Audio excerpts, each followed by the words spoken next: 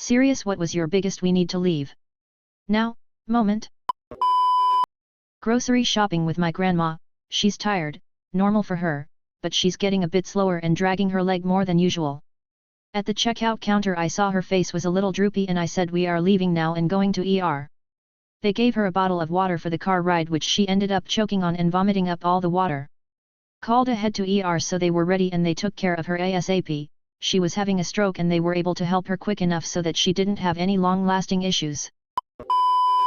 About 2 months ago I'd stayed up past my usual bedtime and as soon as I got in bed I smelled something odd and was hearing some inconsistent banging and clattering from downstairs. I don't live in a great neighborhood so none of this was unusual but I got out of bed to check anyway and saw flames licking up the side of the building. Yelled at my wife to get out of bed and threw on some clothes and we hightailed it out. Our building has a shared wall with the next and that one had an apartment on the ground floor fully engulfed. By the time we made it outside, ended up condemning the whole building. I was the first one to call 911. Have been jerking myself awake in the night pretty consistently since then. I seriously read this as jerking myself off more at night and was like, whatever floats your goat man as long as you're coping. I was in college when I had my first solo apartment. This guy across the hall would come over, or invite me over, and we'd hang out a few times. However, I would not call him a friend. One night he asks me to loan him some money. In addition to not wanting to loan him money, I don't really have any, so he proceeds to ask for a ride to see his girlfriend because she has some money for him. I agree. We arrive at her apartment and a small party is going on. When we walked into the party everyone immediately shuts up and stares at us. He runs off to find his girlfriend, who I find out is his ex-girlfriend. It is awkward because I'm kind of this guy's friend by association, and I'm getting lots of angry stares. He gets into an argument with her and we are basically thrown out of this place. He then asks if I can take him to another part of town. He owes another guy some money and needs to go talk to him. We proceed to an unfamiliar part of town, and he instructs me to park in a fairly isolated spot. He explains that he doesn't want the other guy to see my car, because he might take it. He owes this guy money for gambling or drugs or something else bad, and he is way behind on his payments. I left him and spent the rest of my time in that apartment avoiding him. By left him you mean completely abandoned him where you parked? You made the right choice. Yeah, I just left him and didn't look back. I've wrote about this before. I was in a mall in Indonesia and 2 tourists seemed to be having problems communicating with the cashier at a bookstore, so I helped translate. They wanted to buy me drinks to thank me. Told them it's not necessary and I have to get back to my mom soon. They told me to meet them for dinner. Told them I have to have dinner at home. They told me to sneak out and meet them after dinner. At this point, a bookstore staff noticed something was wrong and went up to question them. My sister and I dashed off while they were distracted. Continued wandering around the mall and realized they were following us. To see if we were just paranoid, we ducked into a lingerie store since we figured 2 men won't usually need to go lingerie shopping together. They followed us in. Ran so quickly back to the jewelry store our mom was it. The store had intimidating security guards and I guess that stopped those guys. I was 11, my sister was 10. Girls' camp, my last year. Me and a small group of girls wanted to climb to the top of this big hill that has a beautiful lookout above the trees and clear view of the sky. It was a new moon and zero light pollution.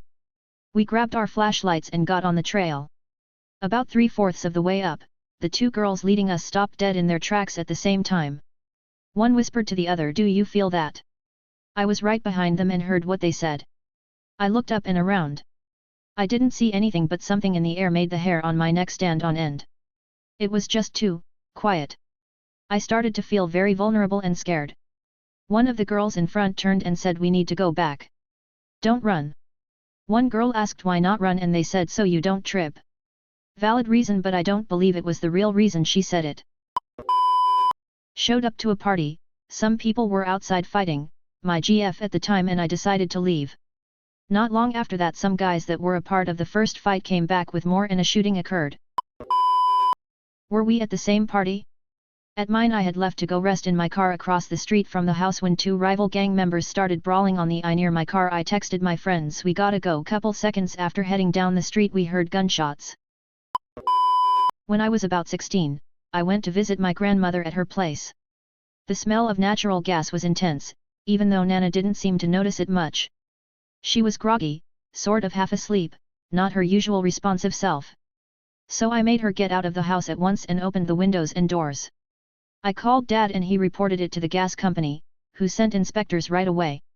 They shut off the gas valve in the street immediately and sent a repair crew to fix a leaking joint in the gas supply pipe. The inspector said that if I hadn't acted then and there, the probability was great that there would soon have been an explosion. Went to friend's house that I had slept over at a couple times already. He left the room and noticed something under his pillow. Lifted it to find a handgun. We were 12. I stupidly even pick it up to see if it was plastic, confirming that it is metal and reasonably heavy. I grab my shit and tell him I need to leave, but he stops and tells me it's a BB gun he spray painted black. I stayed, but these days I question the truth of that situation. About a decade ago, I was driving my Miata with a friend to a track about 4 hours from home. We left after dinner the night before so we could wake up there and get an early start. About an hour from our destination, 11 p.m. a crazy summer storm hit, heavy rain, high wind gusts, lots of debris. I told my buddy that early 90s windshield wipers couldn't keep up, I couldn't see shit, and I just felt like I was white-knuckling the steering wheel. I decided to hit the exit, we'd get some late-night food at a Waffle House and wait out the storm. We sat down and I had a TV in sight and I was casually watching. Almost immediately, a weather map came up and showed a tornado pass right over where we would have been a few minutes later had I not exited. Woodstock 99. Felt the energy of the grossly overpacked crowd, the building rage, and looked my friends and said we need to go. They stayed, I left. Shortly after fired and riots started and my friends lost everything they had with them. Tents, clothes, food, everything. When you have 300k people shoulder to shoulder in 104-degree humidity and charge $4 for a bottle of water and have half as many bathrooms as needed, you're gonna have a bad time. The owner of a Mexican restaurant threw 2 young farm workers at the bar out to the parking lot. They were drunk as monkeys and proceeded to try to fight but mostly just leaned on each other, all in front of the picture window while the place is full of people. Then one runs to his trucks and burns rubber out of there. I said, "Time to go, honey." She says, "What? Those assholes aren't done and I'm not going to be here when the shooting starts." We left. It did, not long after. Late afternoon in the summer, I'm waiting in the bus station near my house. Most businesses are closed, not a lot of cars in the street. Guy passes in front of me, he passes again 2 minutes later watching me suspiciously, alarms start to go in my head screaming to me that I need to leave and get the fuck off here, but I ignore it since the bus will come in 10 minutes. Third time he passes he charges to me, pushing me to the wall with his cock out. I freeze for some seconds then start punching and kicking him. I manage to get away and the rest is history. Yeah, trust your guts, guys. So I was waiting at the train station to pick up a friend of mine. I was early so I decided to stand in the sun right outside of the station. A guy with a bicycle walked up to me asking in broken English if I knew how late the train would arrive. After I answered the question he stayed around and starting talking to me.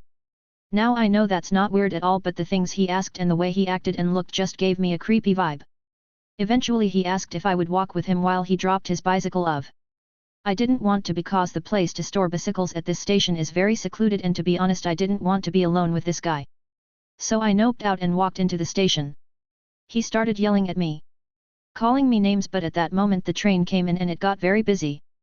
So he left. A few months later I read this article in the local paper about a girl being raped at the station. They had put a drawing of a guy next to the article as he was not yet caught. It was the same guy. To this day I'm very happy I didn't go with him. Met this cute girl at a party. Spent the whole night dancing and flirting. Offered to drive her home and she agreed. We were making out in the car in front of her house when another car pulls up with their headlights beaming at us. I ask if that's a neighbor and if we're blocking their driveway. She replies, "No, that's my husband." Husband's car door opens and I noped the fuck out of there. Dropped her straight back at the party and never saw her again. Her excuse was that they were separated and he shouldn't have a problem with it. I sure wasn't sticking around to find out. Edit, holy shit that's a lot of upvotes. I've thoroughly enjoyed hearing everyone's similar stories. Thank you all. Visiting Kowloon in Hong Kong, I ended up walking all day until my feet were killing me. It got dark outside and I was tired, so I decided to drop by a decent looking bar for a drink and a moment to rest my feet. It was all empty except a group of serious-looking local men in suits. They kept leering at me the whole time, the most awkward beer I ever had. None of them said a word, but I got the message, "You're not supposed to be here, Guilo." My friends and I stopped at a 7-Eleven around midnight in a sketchy neighborhood. We'd taken a wrong turn and were trying to find our way back to the highway. 2 police officers were getting coffee and donuts. A group of local youths came in, kind of roughly messing with each other. The police officers looked at them, looked at us, looked at each other and power walked out of the store.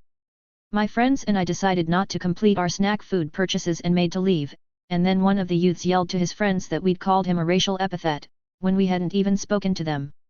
I'm glad my car started on the first try, and glad no one was coming the other way as I ran a couple stop signs. Probably 2 months after my wedding, I invited my then best friend, maid of honor, to a party my husband and I were going to. She agreed. Sometime into it, I'm drunk and in the pool and my husband swims out to me to tell me she just asked him to sleep with her. I have never sobered up or left somewhere so fast. Oh damn, that sucks. Good on your husband for telling you, though, and you for trusting him. Too often this kind of thing doesn't get dealt with because people don't want to cause a fuss, or the other person just thinks they're trying to start shit. My husband is a good man and an honest person. He knew this was an absolute no-no for her and it was up to her to make amends/apologize. Which she never did.